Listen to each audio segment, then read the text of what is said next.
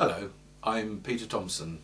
I'm the Director of Research for the Telework Association. And we've done some very interesting research recently based on a survey of 350 people who work at home. A variety of people, from those who work full-time at home and only very occasionally go into an office, through to those who work mainly in an office and occasionally work at home. And we were looking at what exactly is the impact of working at home on people's productivity. Are people more or less productive when they work at home compared with being in the office? And we were also asking, why is this?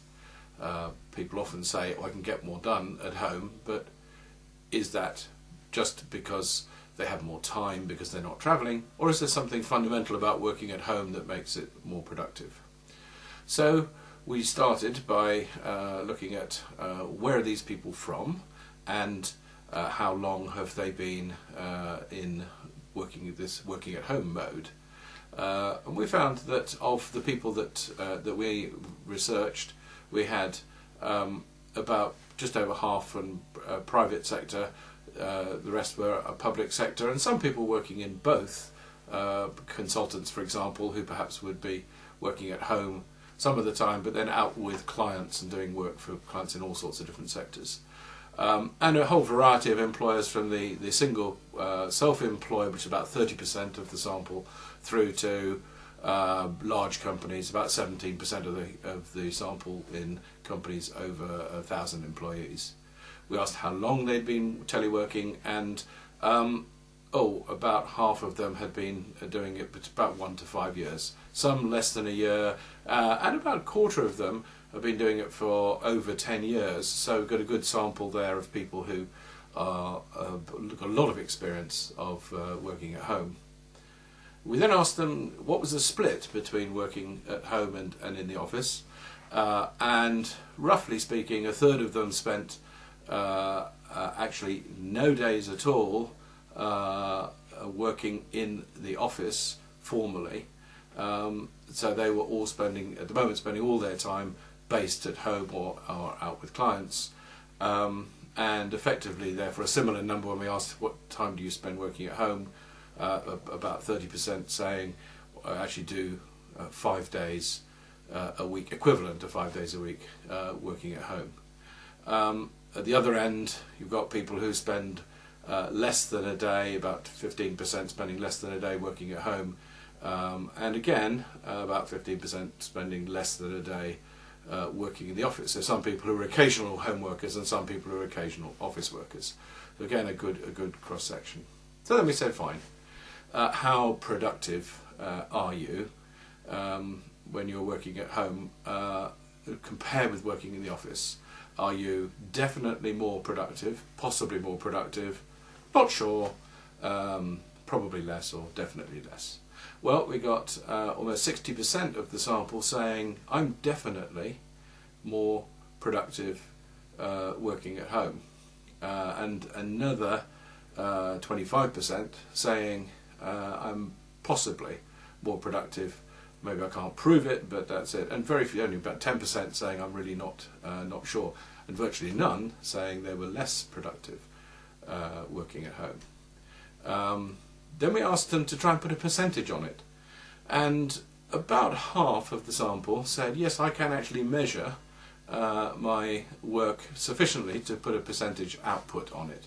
And we thought, well, so some people will get 10%, maybe 20% more productivity, 30% will be pushing it. But we were amazed that of the people who said they could measure their output, about 25% of them, so a quarter of the sample, said we actually get 50% or more productivity working at home versus working in the office. So they're saying for every hour that they work in at home, they get an hour and a half's equivalent work done as if they would have been in the office. 10% saying they were about equal office to home, and then another 5% saying actually I'm probably more productive when I'm in the office. So here we get to the crunch, which is, okay, why? So at first we asked, just tick a whole list of reasons why it might be that you are more productive. And of course, one of the key things was the use of commuting time. If somebody commutes an hour and a half each way, which is not that untypical of people, say, working in London, well, that's 3 hours a day. If you can work at home 2 days a week, you've got 6 hours extra work, or it's almost an extra working day out of your week if you use all that time for work. So use of commuting time was obviously pretty well top of the list, but then fitting around other commitments was a key one as well. The fact that people could flex the time and place of work to meet their personal needs, whether they have children to pick up from school or whatever, was one of the key things. But also ability to concentrate better with fewer interruptions and so on.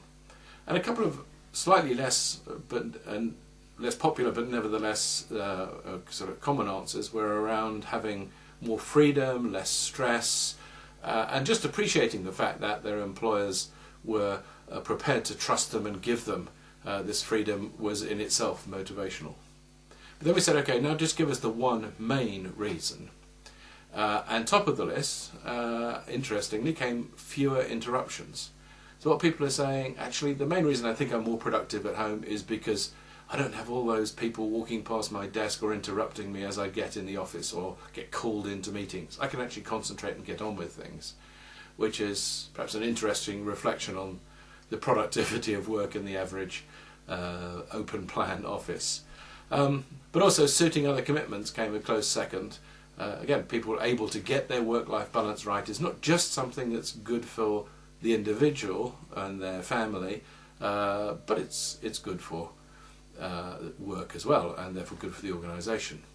Concentrating better and using commuting time and so on also still obviously on the list.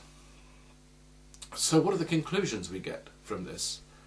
Well, very clearly, even if this was a slightly biased sample because it was people who were filling this on the internet who already work at home and are happy doing it, nevertheless, if you've got this number of people saying they're that much more productive, then how can businesses ignore this?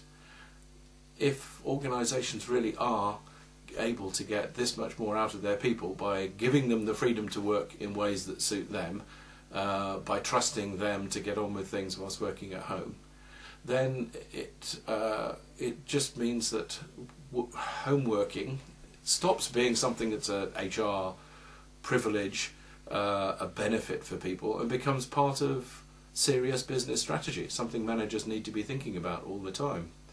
And yet we still think of home working somehow as being something that is tagged on to other ways of working. It's part of the flexible working scheme.